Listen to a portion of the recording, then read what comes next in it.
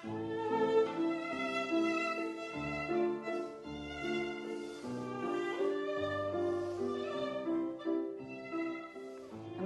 今日都好感謝誠品銅鑼灣店邀請我哋嚟做呢個活動啦，等我哋有機會去分享一下我哋推行唔同嘅社區項目嘅一啲經驗咁樣嘅。咁喺聽我哋講解之前啦，都想俾一條片大家睇嘅。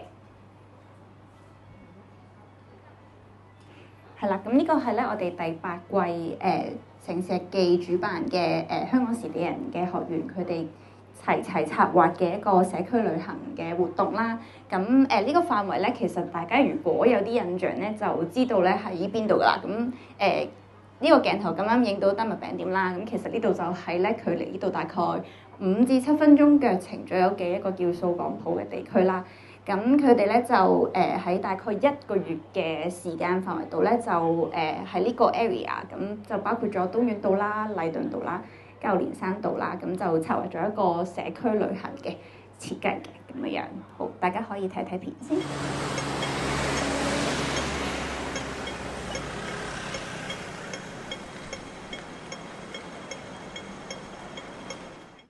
咁大家好，歡迎你哋嚟到咧銅鑼灣嘅呢一個地方。咁咧今日咧係由香港時地人啦，同埋城市日記咧主辦嘅銅鑼灣大富翁的最後一格呢一個導賞團。我係大家嘅第一個導賞員，我叫做 Daisy。係啦，咁今日嘅路線咧，如大家所見，頭先拍咗地圖啦。咁我哋會分為3段路線，我係大家第一段路線嘅導賞。今日我哋嘅主題咧係會用一個空間運用做一個主題嘅。我哋會咧去睇我哋途經嘅呢段路咧，我哋就進入咗掃港埔嘅時空啦。咁我哋下一站咧就會進入嗰一邊四禮一家嘅小社區。四禮一家咧係由禮順。咁仲有一樣嘢想請大家觀察嘅就係咧，你哋面向住呢一邊啦，左邊嘅店鋪同埋右邊嘅店鋪有啲乜嘢？咁確實咧，其實左邊嘅店鋪咧好多都係新近搬入嚟，係大概10。我係 Shelly 啦，咁我係第2個嘅導賞員啦。咁咧多謝頭先 Daisy 同我哋。頭先大家睇到嘅咧，就係佢哋參加我哋香港時地人呢個 project 嘅其中一份功課嚟嘅，係啦。咁我哋陣間會再講多少少詳情啦。咁而家呢個時間可能交俾 Chloe 簡單介紹一下城市日記同埋我哋呢10幾年嚟 walk through 嘅旅程啦。唔該晒嘅，好多謝大家星期六下晝嚟呢度聽我哋分享我哋工作嘅經驗咁樣啦。咁如果要介紹時地人咧，就首先就要介紹城市日記啦咁樣。城市日記咧其實其實已經係一個成立咗12年嘅 NGO 嚟嘅。咁我哋成立嘅目的咧就係用講故事嘅方式咧推動永續生活咁樣樣。咁我哋一開始嘅時候咧，其實可能即係你睇呢個畫面，呢個其實係我哋早期咧採訪過嘅人寫過嘅故事咁樣啦。咁可能咧係啦，都有啲人物同埋佢哋可能做咗啲乜嘢嘢啦。咁例如呢一位小丑啦咁。咁我哋當時咧就話介紹咗佢嘅工作係小丑啦，同埋亦都介紹咗咧佢喺工廈嗰度咧，佢嘅 studio 喺工廈嗰度嘅咁樣，又或者係右上角呢位啦輝哥啦，咁就佢前年過咗身啦，咁就係大坑舞火龍嘅承傳人啦。咁我哋講輝哥嘅故事啦，講大坑舞火龍啦，亦都講呢一個仕紳化對大坑嘅影響，同埋對大坑舞火龍嘅影響咁。咁又或者係呢邊呢一位長毛榮啦，咁佢係專賣舊嘢嘅咁。咁我哋就會講話長毛榮佢同佢生意啦，亦都係城市嘅發展同佢生意嘅關係。咁我哋就好似我講啦，我哋啱啱成立嘅時候咧，其實就係想推動永續生活，就係如果而家大家可能喺好多 YouTube 啊，或者喺其他嘅媒體嗰度都會睇到好多講普通香港人點生活啦，咩700萬人、700萬種生活咁樣。咁但係去返10幾年前咧，其實呢一種 focus 係喺一啲普通人點樣生活，或者係普通人點樣通過自己嘅生活去推動呢個永續生活嘅講故事方法咧，其實基本上係冇嘅喺香港。咁所以我哋當時就會覺得其實香港一路都俾人覺得係可能係金融中心啦，或者係炒樓啦嗰啲咁樣。咁其實喺呢一個佛沙下面，其實有好多香港人咧，其實係過緊好唔同嘅生活嘅。佢哋就用自己嘅生活方式或者自己嘅工作去推動一啲永續嘅嘢咁樣樣。咁呢個就係城市日記成立嘅目的嚟嘅咁樣。咁我哋最初成立嘅時候就 focus 喺呢一啲人嘅生活啦，同埋佢哋同空間嘅關係。咁即係例如我哋會講到好似阿榮嘅鋪頭要存在嘅話咧，咁可能就會需要一啲舊樓嘅鋪頭咁樣咧，舊樓嘅空間呢一種嘅鋪頭先至會存在嘅。又或者係小丑佢想發展佢嘅事業咧，其實佢需要一啲工廈佢先至可以發展到，佢先至可以有咁空間去做個 studio， 先至可以發展到佢嘅事業咁。一開始嘅時候我哋就係咁嘅。咁慢慢咧就發現好似有啲勢孤力弱啊，即係咁樣講故事嘅方式咧，就個 production 就全部係我哋自己做嘅。咁好嘅地方咧，就係我哋可以maintain到個 quality， 文字又好啊，相片又好，又或者係我哋其實都有拍 documentary 嘅咁，我哋可以maintain到個 quality。但係我哋真係好想多啲人參與呢一個 exercise， 或者參與呢一個 movement 咁樣啦。因為其實香港有好多人做緊呢啲嘢啦，又或者係好多人其實對佢嘅社區係有興趣，想幫助佢嘅社區喺永續生活方面咧係做多啲嘢嘅喎。咁於是我哋就喺度諗我哋點樣可以 include 多啲人咧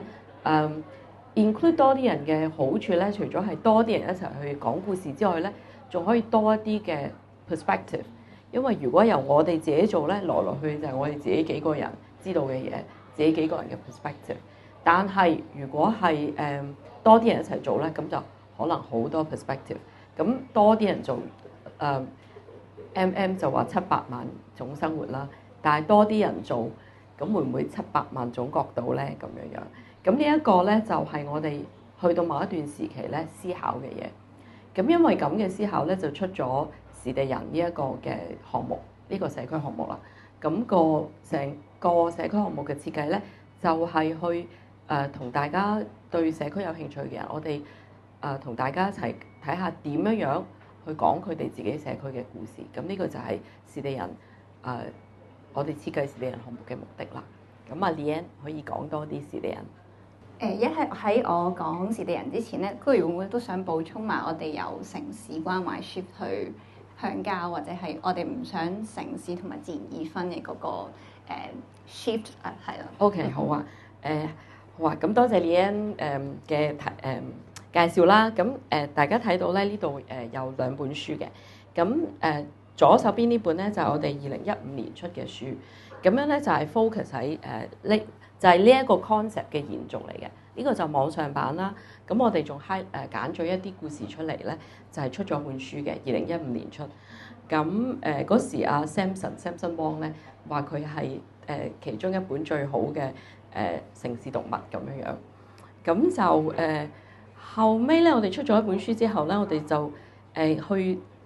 做時地人之前咧，我哋仲有多咗另外一個思考嘅。我哋咧就係講一啲 individual 啊，咁而呢啲 individual 咧，可能有時咧佢哋嘅生活係喺新界嘅，例如最經典嘅就係urban farmer 啦，都係嗰句啦，10幾年前講 urban farmer 係一個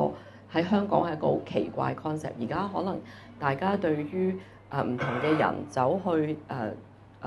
轉行去種嘢，咁係覺得已經習以為常啦。但係當 Urban Diaries 成立嘅時候咧 ，urban farming 係一個好新嘅 concept 嚟㗎喺香港。咁所以我哋例如我哋會講 urban farmer 啦 ，urban farm 咩人有啲咩人走咗去做 urban farmer 啦？點解佢哋要做 urban farming 啦？佢哋嘅田喺邊度啦？咁我哋有做一啲咁嘅嘢，但係咧就係一個好 individual 嘅 level 嚟㗎，就冇好 systematic 咁話其實鄉郊係點咧咁樣樣。咁所以咧我哋喺做咗時地人之前咧，其實仲有另外一個 attempt 嘅。呢個 attempt 咧就係去研究其實鄉郊係點嘅咧咁樣。咁呢個咧就出咗我哋第二本書啦，就叫童話水口啦。咁童話水口咧就係去到大嶼山南大嶼啦，有一條村叫水口村。咁佢就喺塘福隔離嘅，佢夾住喺塘福同埋石壁水塘中間。咁而家咧水口村可能都幾出名㗎啦。政府亦都會喺嗰度做一啲保育嘅項目啦，咁樣樣。咁但係都係喺2015年我哋去嘅時候咧，其實水口村就唔係一條好出名嘅村嚟嘅。即係如果講大嶼山，可能大家就會知道長沙，可能會知道塘福，但係咧就會唔記得咗隔離有條水口。佢因為佢比較細嘅咁樣。咁但係點解我哋會當時會揀水口咧？就係因為水口佢嗰條村咧就比較細，但係咧佢前面有個沙灘。佢個大沙灘咧係一個生物多樣性好豐富嘅沙灘嚟嘅。咁當時咧其實已經有一班biologist 啦，就去咗水口個沙灘度咧去研究佢嘅生物多樣性。佢哋出咗本書仔，應該今時今日咧喺網上仲會揾到。咁當時我哋就知道有一啲人去咗度做一啲同科學有關嘅研究。咁所以我哋就諗啦，咁我哋嘅擅長嘅嘢就係人文嘅嘢啦。我哋擅長同人傾偈啦，啲 scientist 咧佢哋就好有心，個禮拜都去水口沙灘嗰度做 research。咁但係咧佢哋就冇同村民傾偈，所以村民其實唔知有班 scientist 喺沙灘嗰度做 research 嘅咁樣。咁我哋就覺得我哋其實擅長同人傾偈喎，我哋又有擅長做一啲可能比較歷史啊、比較人文嘅研究。咁不如我哋都去下水口村啦，因為如果有一笪，我諗香港好少有一笪地方係即係如果佢嘅 research 係有一啲 science 嘅 research 啦，或者有啲 ecology 嘅 research 啦，然之後另一方面咧，亦都有一啲人文嘅 research， 係好少有一啲咁樣嘅 case 㗎。咁因為咁嘅 background 啦，我哋就去咗水口村嗰度做一啲人文嘅研究，睇下嗰度住喺水口嘅人點解佢哋住喺水口咧？佢係一條原居民村嚟嘅。咁主要有3個姓氏，姓陳、姓池同埋姓馮咁樣。咁300幾年㗎啦。咁我哋就同啲住喺嗰度啲村民傾下偈，研究下點解佢哋會住喺嗰條村咧？點解唔搬出市區咧？咁又或者點解會有啲市區嘅人搬入水口住咧？咁遠咁。咁呢一個就係我哋好 systematic 咁做鄉郊嘅記錄嘅第一個嘗試咁樣啦。咁就出咗呢本書，亦都拍咗一條紀錄片叫《水口婆婆的山歌》。咁就係拍咗一啲水口村嘅婆婆咧，就唱山歌嘅。咁佢哋就係一班講圍頭話嘅婆婆，咁佢哋嘅山歌亦都係圍頭話嘅山歌。咁中間嘅過程都困難嘅，因為我哋完全唔識圍頭話咁樣啦。咁係啦，咁就做咗呢本書。咁然之後後尾過咗一段時間，諗下好似有啲唔係好妥當喎。咁唔妥當嘅位係咩咧？就係我哋咧都跌咗落一個二分法呢一個 dichotomy 嗰度啊，就將城市同埋鄉郊咧分咗喺好似係兩嚿冇關係嘅嘢，甚至係如果你將佢變成咗一邊係城市，一邊係鄉郊，咁可能佢就 in a way 有啲人就會覺得佢哋係咪對立嘅咧？咁樣樣會唔會係如果我要城市發展，我就要放棄我哋嘅鄉郊咧？或者要城市發展，我哋就要放棄我哋嘅自然咧咁樣。咁我哋就開始有個咁樣嘅反省。咁所以咧因為呢個反省咧，所以時地人個 project 咧，我哋都唔係淨係講話城市，或者唔係淨係講 space。因為呢個反省咧，我哋時地人咧其實都好強調喺城市入邊睇見生態嘅。咁希望通過呢一啲 exercise 咧，可以參加我哋活動嘅同學啦，就可以喺睇到城市入面嘅生態。因為當我哋地球嘅環境啦持續咁惡化啦，咁其實你講保護環境講咗幾十年啦。我細個嘅時候，我唔知道大家幾多歲啦，但係我如果一講咧，大家你就會知道我幾多歲。我記得我細個嘅時候，好細個嘅時候咧，May 吳方少薇，我唔知有幾多人知道邊個係 May 佢當時就啱啱出嚟做環保，佢咧就會自己攞個兜咧去買粥去買嘢食嘅。咁好似係新聞透視嗰啲啦，就訪問阿 May 咁阿 May 咧就話自己拿住個兜咧去買粥咧，係俾人當佢係怪物嘅。即係我細個嘅時候，個世界係咁嘅咁。咁好啦，但係幾十年過去啦，其實邊個唔識講環保啊？但係到真係做嘅時候，咁我哋又做到幾多咧？咁所以我哋嘅諗法就係，如果我哋令到大家都睇到城市入面嘅生態嘅話，咁喺保護我哋嘅環境、保護我哋嘅自然嘅時候，會唔會大家願意行多一步咧？咁呢一個就係個背景啦。咁我就交俾 Leanne 介紹時地人啦。好 Chloe 咧其實都已經總結得好好啦，係啦，咁我都簡單講一講時地人個教育目標啦，咁樣啦，係啦，頭先 Chloe 講到咧，其實推動大家有一個對環境嘅關懷或者係關心環境嘅 well-being 咧，係時地人呢個 program 嘅核心嘅目標啦，咁樣啦。咁另外咧，一方面都係我哋其實留意到坊間好多講社區故事嘅講法咧，有少少略嫌太過人類中心嘅，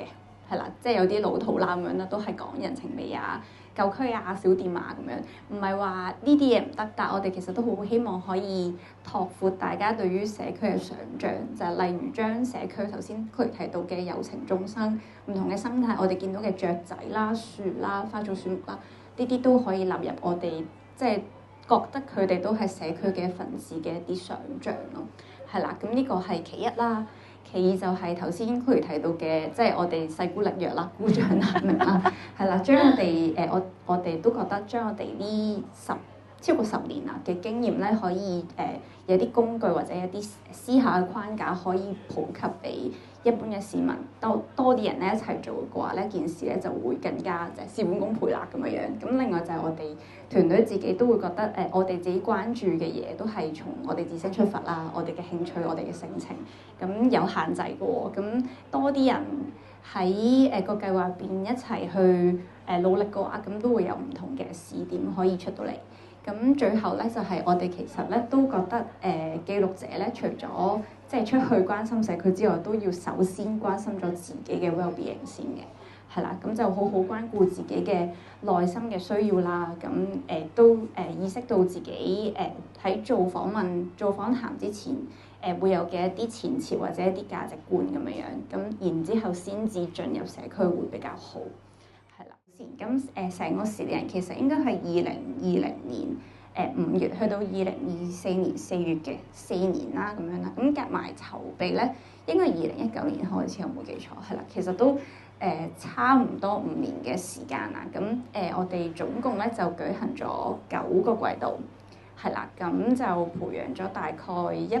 位嘅社區達人啦。咁因為點解會大概咧？因為中間咧有啲同學仔咧係由即係完成咗初階班之後，再翻去進階班，再上多 round 嘅。咁所以個人數就約莫大概係100人到啦。咁好多朋友咧都會有個疑惑，就係其實有啲咩人會嚟參加我哋嘅 program 嘅咧？咁都可以同大家講咧，真係一般市民，大家在座各位坐喺度嘅都有機會參加我哋嘅 program 嘅。咁都可以講嘅就係大家可以想象到，可能社工會比較多嘅，咁因為佢哋本身都係做社區工作啦，跟住對呢樣嘢本身已經有一個好天然嘅關懷喺度。咁另外我哋見過嘅即係其實真係嚟自各行各業嘅，咁有護士啦，跟住有職業治療師啦，有做藝術創作嘅，有拍片嘅，有做陶瓷嘅，有畫畫嘅，有寫字嘅。咁另外都有啲係做文職嘅朋友啦，咁有啲 sporty 啲嘅係做導遊啦，跟住做環保機構嘅都有嘅，咁真係各行各業嘅五花八門嘅人。咁我哋係需要 interview 嘅嗰陣時，係啦，咁就會想知道學員之前嘅一啲社區參與啦，或者其實佢冇社區參與都唔緊要，但係點解會對社區好奇咧？佢平時關心嘅嘢係啲咩咧？佢去邊度買餸嘅咧？咁佢喺條街度行，其實佢係諗緊啲咩㗎？佢留意啲招牌啊，留意唔同嘅鋪頭啊，定係即係留意花草樹木啊咁樣嘅嘢？咁我哋會對於大家嘅好奇都覺得好奇咯，係啦。咁咧咁頭先提到啦，一開頭播一條片咧，就係佢哋參加呢個 program 嘅其中一個功課嚟嘅。咁成個一個季度嘅時間啦，就大概係4個月。咁係我哋好密集嘅，有啲長嘅，感覺就係有啲似大學上一個 course 咁樣啦。咁基本上咧係每個禮拜都會見面，起碼一次，有時係2次嘅，係啦。咁就行，如果係2次嘅話，就係行夜晚一轉啦，跟住喺週末嘅時候再去 outing 咁樣樣咯。係啦，咁就大概係10堂完咗之後咧，就會有1個月嘅時間俾佢哋準備小組嘅旅行啦，即係一開頭 show 嗰條片。咁佢哋係由範圍係我哋定俾佢嘅，因為如果唔定範圍咧，一開頭咧我哋由得佢哋真係自由波咁樣去決定所有嘢嘅時候咧，佢哋會提議去鴨洲啦。真係蒲台島啦咁樣樣，咁係喺人力物力即係交通一來一回嚟講咧係唔可行嘅，係啦，咁所以喺之後嘅季度咧，我哋都定咗一個相對較細嘅 area 俾佢哋啦，咁樣去決定嘅。咁但係路線咧，即係邊度係起點，邊度係終點，跟住係啦點樣行啦，跟住個主題啦。頭先如果大家有留意條片咧，就見到第8季同學佢哋揀嘅嗰個題目就係大富翁嘅最後一格咁樣啦，係啦，就係講銅鑼灣呢個地方仲未被發展嘅一個區域，就係掃黃埔啦咁樣樣，係啦，咁成件事就即刻好吸引，因為有一個主題啦，即係一個講故事嘅角度去切入呢個區域咁樣樣，咁然後我哋都由得佢哋會整個地圖啦，跟住 poster 啦嗰啲，咁佢哋都係自己嚟嘅。咁我講翻個人習作先，差啲跑咗題，係啦。咁咧個人習作咧，我哋會想請佢哋咧起碼喺2樣嘢嗰度，起碼做到1樣突破啦。第一就係題材方面。咁頭先有提到啦，我哋就想佢哋個人習作咧係做翻一啲佢哋見到嘅有關佢哋自己嘅社區或者社群一啲感興趣嘅事情，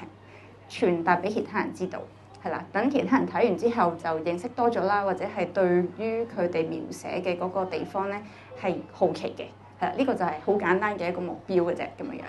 咁我哋就唔想大家咧淨係做 desktop research 嘅，即係所有 Google 就揾得到嘅嘢咧，我哋係 ban 晒，係啦，咁全部咧佢哋都係要親身咧去